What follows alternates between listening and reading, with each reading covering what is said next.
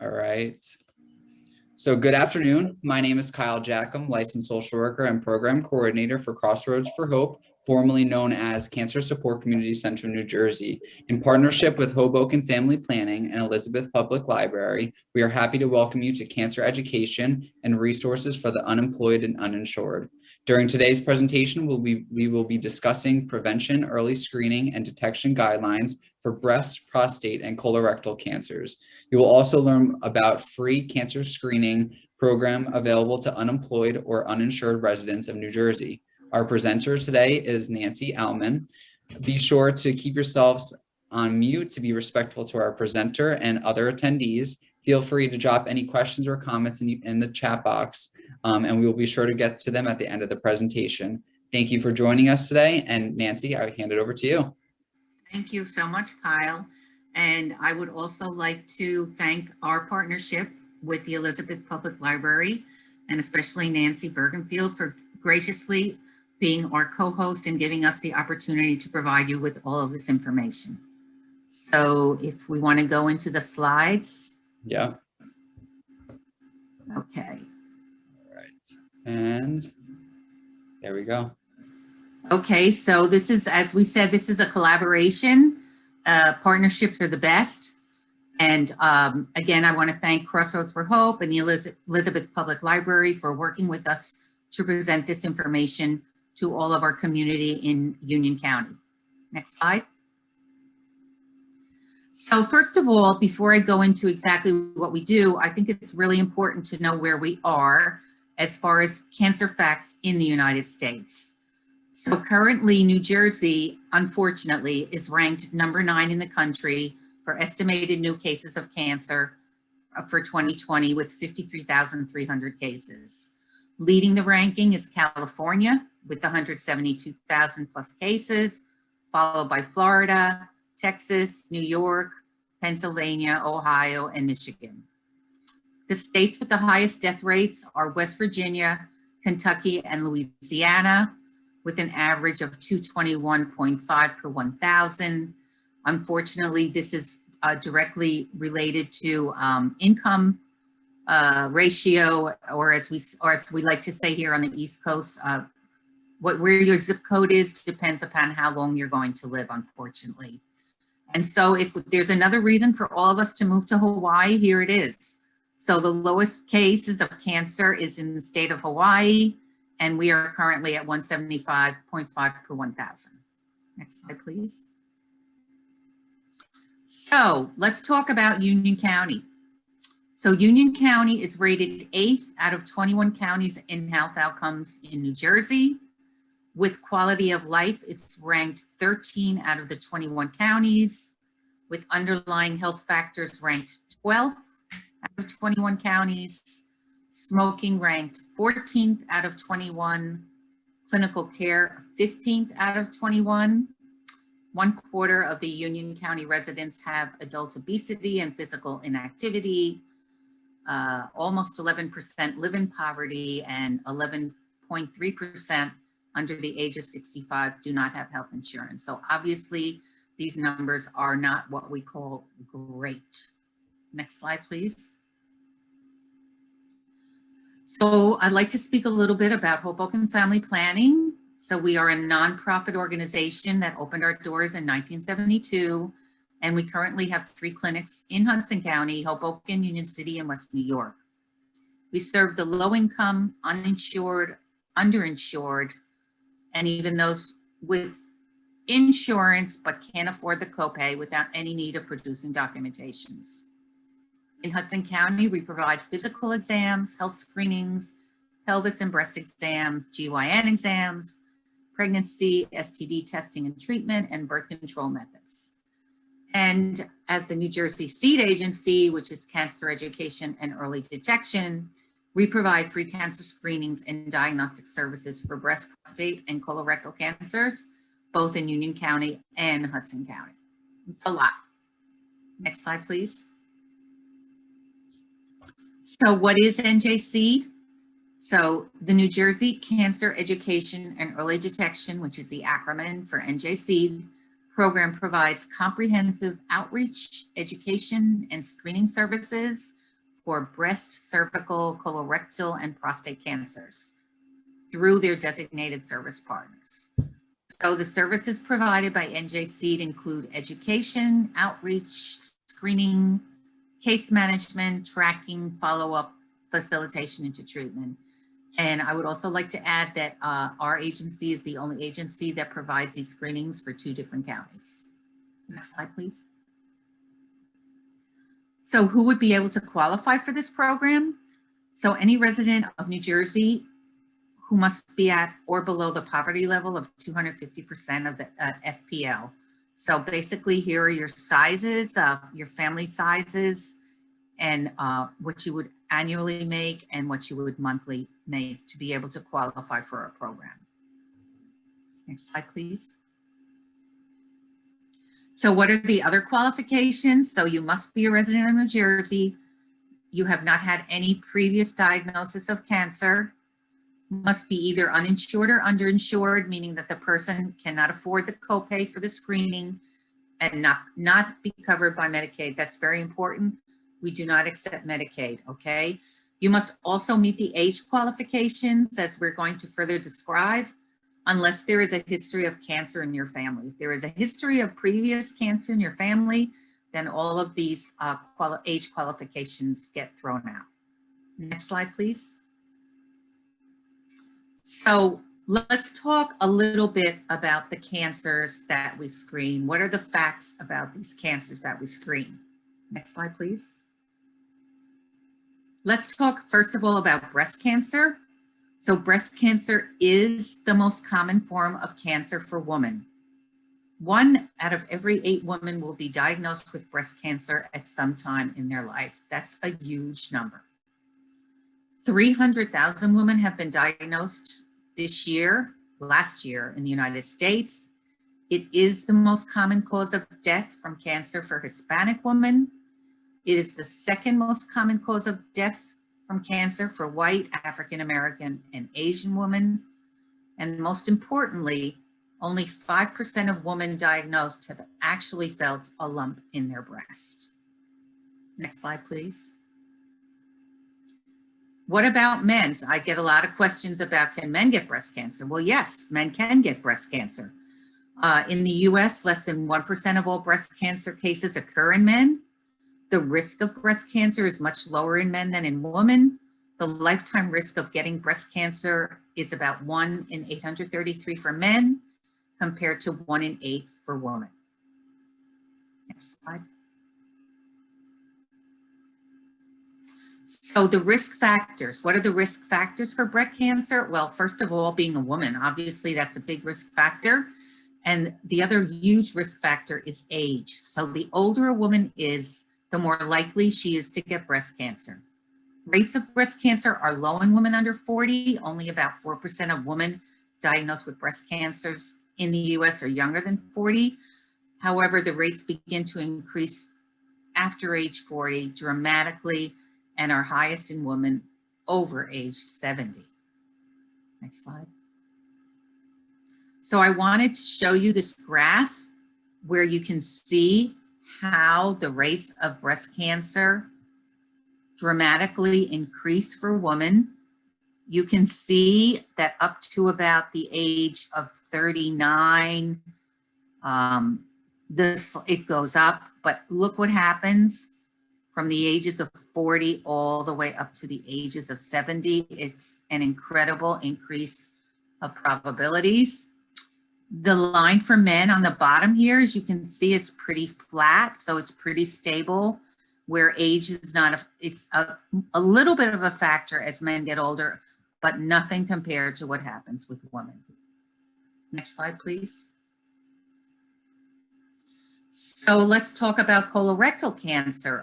Colorectal cancer is kind of like up in the forefront with Black Panther actor dying so young of colorectal cancer. It is the 3rd leading cause of cancer-related deaths among men and women in the United States. The good news is that the death rate for both men and women has been dropping steadily over the past years. And this is due to the fact that the polyps are being found more often by screening and then removed.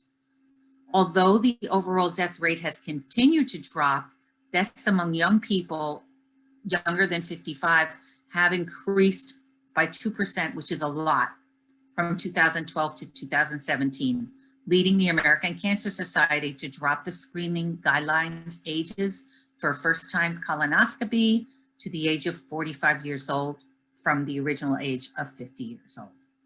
Next slide. So what are the risks of you getting colon cancer? So the risk overall of developing colon cancer is about 1 in 23, which is 4.4% chance for men, higher for men than women. For women, it's 1 in 25, which is 4.1%. There are also a bunch of other factors that can affect your risk in developing colon cancer. And most importantly, 1 in 3 eligible adults are not getting screened. Next slide. And prostate cancer.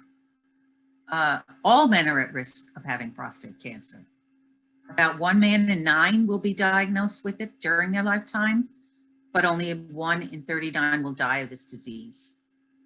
Amazingly, about 80% of men who have reached age 80 have cancer cells in their prostate. And what raises your odds of having prostate cancer, again, is age, similar to having breast cancer for women. So if you're white and have no family history, your odds will still go up sharply at the age of 50. If you're Black and you have a close relative with prostate cancer, they jump up at age 40. So that's really a focus and a concern in the African American community. And about 2/3 of all prostate cancers are diagnosed in men ages 30, 65 or not. So the big question is, how can we prevent these cancers? Next. Screening, screening, screening. I can't say this enough.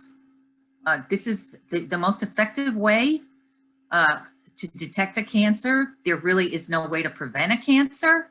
Early detection is the key in catching these cancers at an early stage and avoiding very invasive, toxic, painful, and expensive treatments.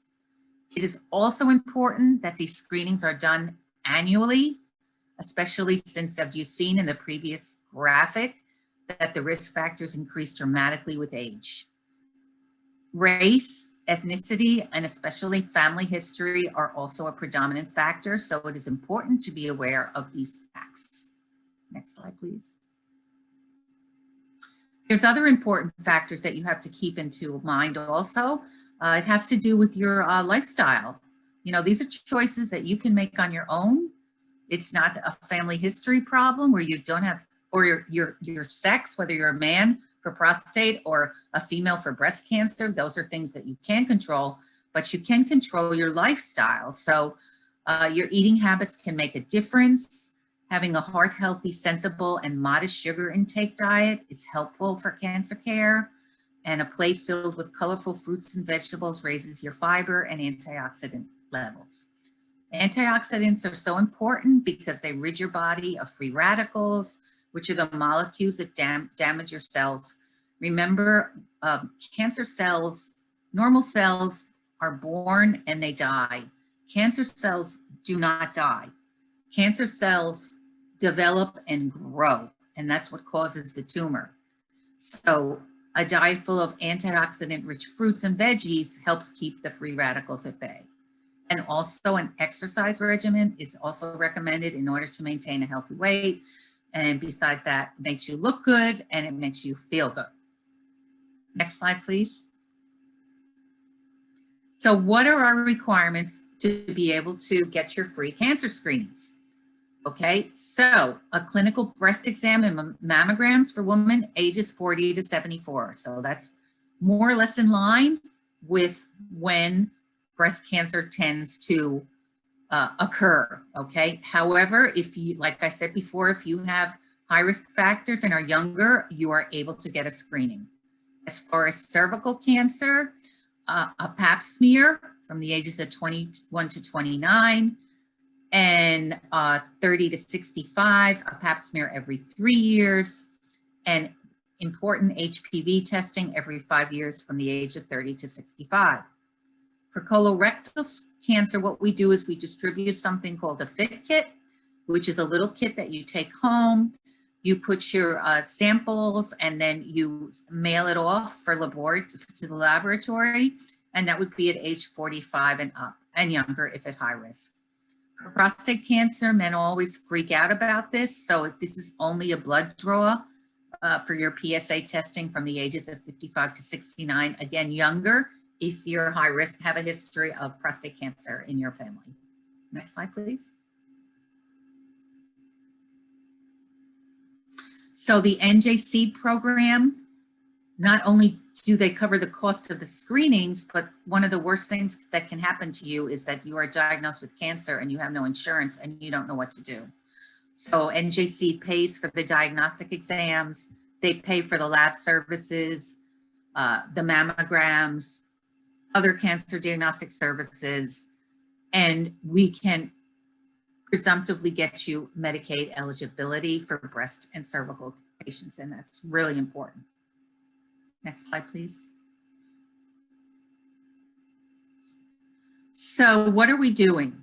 So especially during this pandemic, we are open. We are partnering up in Union County with Jersey Diagnostic Imaging Center in Linden. Once or twice a month on Saturdays, we have a comprehensive screening program. Our staff is bilingual. We perform breast exams, pap smears, fit kits, and do PSA testing for prostate cancer. So you can get everything done at the same place. The mammography is read on site. And if there's some sort of abnormal reading, additional diagnostic screenings are provided. And our patients love the convenience of one-stop screening. So you can call and make an appointment and we can book you, again, as we said, without any sort of immigration status is required whatsoever. Next slide, please. So we also have a partnership with Trinitas Regional Medical Center in Elizabeth, providing the same sort of program screenings, pap smears, mammographies, ultrasounds, biopsies, HPV and colonoscopies. So you can call there for an appointment also. Next slide. Also, we have a wonderful flexible program of doing outreach screenings is that we can come to you. So our medical staff is able to come on site to any event where a minimum participation of 25 plus people are present, men and women. We can provide the same services that they do at the hospital, everything the same on site. And we also have the option of a mobile mammography van if we can get a larger crowd to do mammographies on site. Next slide. So we would be available for any large event held in Union County. Our staff has all been vaccinated. We are working with the protocols that are required. And some of the most successful events have occurred at church health fairs, Indian temples, local community health fairs geared to the whole family, or local school health fairs geared to the whole family. I understand now that this is obviously not happening at this current time, but we're all hopeful that, you know, over the summer things will get better and we're going to be able to provide these services for all of those places that request it. Next slide. So what is our mission? Our mission is to reach out to as many of our uninsured, underinsured population with or without documentation requirements and provide our services to avoid the detection of advanced stage cancers. We want to be sure to get these cancers at an early stage where they are easily treated, less trauma for you, less trauma for your family. So we count on you to get screened. Next slide. And this is what I call the unmeasurable, and this is what makes my job so rewarding when I'm able to reach out to the community and provide these services and get the blessings and thanks and even be able to detect abnormalities and get them treated before it gets worse. Next slide, please. Okay, so Kyle, do you want to chime in here? I could. So these are all of the upcoming March programs that we're offering. Next week, we actually have a awareness 2-part series on colorectal health for Colorectal Awareness Month, which is next month. There will also be one offered in Spanish as well on those dates. We have one with a medical bill advocate company for the 10 deadly assumptions about healthcare costs, and then some of our support for families programs. Okay, so thank you very much.